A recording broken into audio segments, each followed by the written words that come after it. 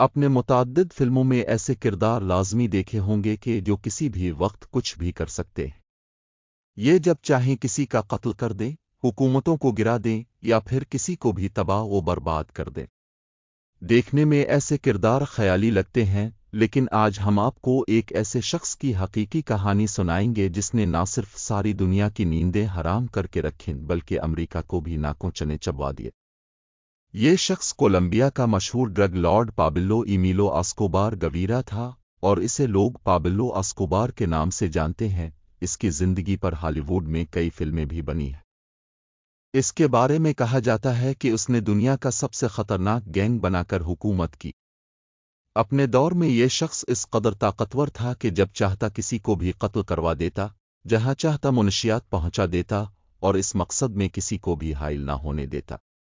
اگر کوئی حکومت اسے روکنے کی کوشش کرتی تو یہ اسے بھی نہ بخشتا۔ اس نے اربوں ڈالرز کما کر اپنی عظیم شان سلطنت بنا رکھی تھی، جس میں جہاز، محلات و ملازمین اور اپنی پرائیویٹ آرمی بھی شامل تھی۔ پابلو اسکوبار نے کولمبیا کے ایک متوسط خاندان کے گھر 1 دسمبر سن 49 کو میڈیلین میں جنم لیا اور شروع ہی سے کچھ بڑا کرنا چاہتا تھا۔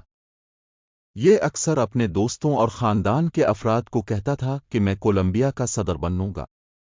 اس نے اپنی عملی زندگی کا آغاز عام سڑکوں کے ڈکیت کے طور پر کیا اور قبروں کے کتبے چوری کرتا، ان پر سے نام مٹا کر انہیں ہمسایہ ملک کے نوسربازوں کو فروخت کر دیتا۔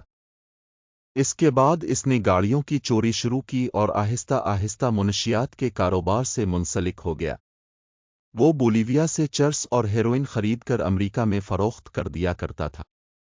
کہا جاتا ہے کہ 75 کے وسط میں میڈیلین کے ایک مقامی منشیات کے سمگلر کو اسکوبار نے قتل کروا کر اس کے گینگ پر قبضہ کیا اور اپنے منشیات کے کام کو وسیع کیا۔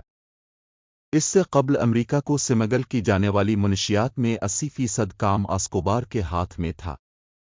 اب منشیات کے کاروبار کے ساتھ اس نے سیاست میں آنے کا فیصلہ کیا اور اپنے اثر و رسوخ اور دولت کی بدولت 82 میں وہ کولمبیا کی اسمبلی کا ممبر بن گیا۔ یہ بات عام تھی کہ اسکوبار اپنے راستے میں کسی کو حائل نہ ہونے دیتا۔ اگر کسی جج، سیاستدان یا افسر سے اسے کام ہوتا تھا تو وہ انہیں رشوت دے کر کام کروانے کی کوشش کرتا۔ اگر کوئی رشوت سے انکار کرتا تو وہ انہیں سرے عام قتل کروا دیتا۔ اس کا کہنا تھا کہ ہر آدمی کی کوئی قیمت ہوتی ہے، اور اگر کسی کی کوئی قیمت نہیں تو پھر وہ موت کا حقدار ہے۔ کہا جاتا ہے کہ اس کے ظلم کا شکار بننے والے ہزاروں میں ہیں، اور بعض اوقات تو وہ مرنے والوں کے خاندان کو بھی نہ بخشتا تھا۔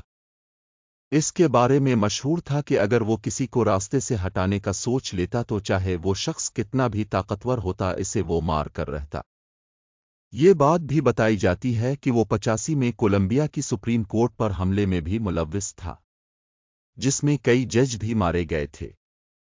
89 میں اس نے ایک ہوائی جہاز میں بم رکھوا کر ایک صدارتی امیدوار کو مروانے کی بھی کوشش کی، لیکن وہ بچ نکلا۔ بدقسمتی سے اس جہاز میں سوار 110 لوگ اپنی جان سے گئے، غرض کہ جو بھی اس کے راستے میں حائل ہوتا وہ اسے مروا دیتا۔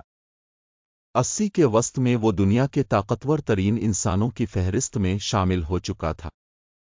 فوربس میگزین نے اس کا ذکر دنیا کے 7 امیر ترین انسانوں میں کیا، اور اس وقت تک اس کی دولت 24 ارب ڈالر ہو چکی تھی۔ 76 میں جب وہ اس دھندے میں نیا تھا تو وہ اور اس کے ساتھی ایکواڈور سے واپس آ رہے تھے تو انہیں گرفتار کر لیا گیا۔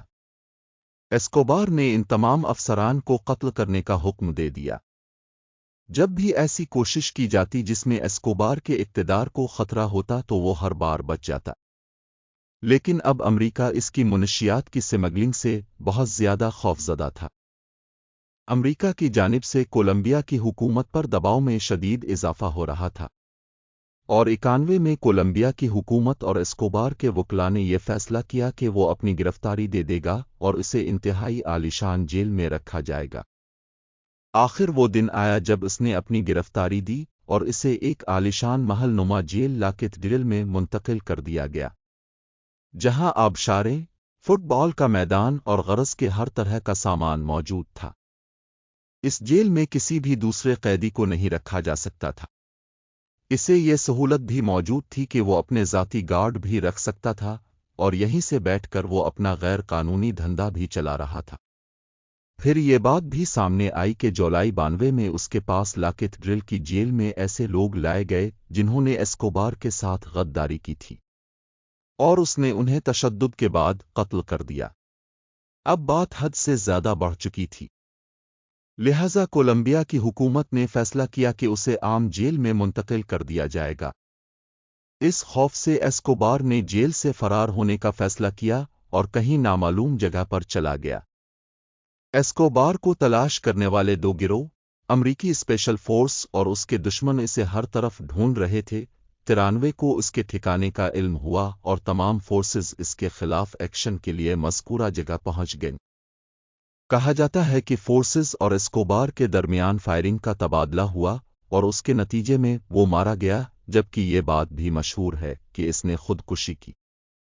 नाजायज़ कारोबार करने वाले दूसरे अफराद की तरह एस्कोबार के बारे में भी ये बात मशहूर है कि वो अपने इलाके में बहुत दरिया दिल था और मुतअद्दिद स्कूलों, चर्चों, स्टेडियम और पार्क बनवाने के लिए कसीर सरमाया दिया करता था। इसी तरह वो गरीबों और मसाकीन में बहुत पैसा बांटता था। इसके मुखालिफिन कहते हैं कि ये एक धोखाबाजी थी और हकीकत में वो बहुत जालिम इंसान था। आपका इस बारे में क्या ख्याल है? अपनी कीमती राय से ज़रूर आगाह कीजिएगा। उम्मीद है आपको ये वीडियो पसंद आई होगी।